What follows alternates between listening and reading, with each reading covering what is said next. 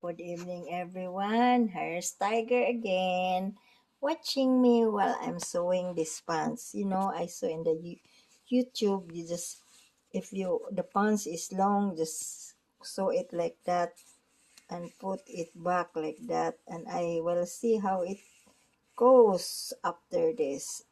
But this tiger is wanting to play my thread. She's watching me.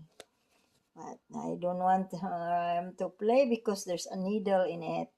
So, Tiger, we have a verse today that we would like to read. It's found on Philippians 4, verse 13. I can do all things to Christ who strengthens me. This verse emphasizes the power of faith and God's support in overcoming challenges. So, this verse is also powerful reminder that with God's strength we can handle anything life throws our way.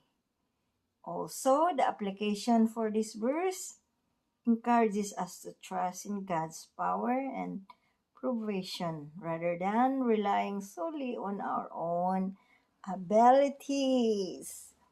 So, this is the verse that I would like to share to everybody, especially this beautiful cat here, Tiger.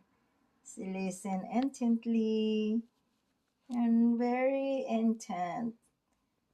Alright, have a good evening to everyone, and hope everybody had a good day and good night.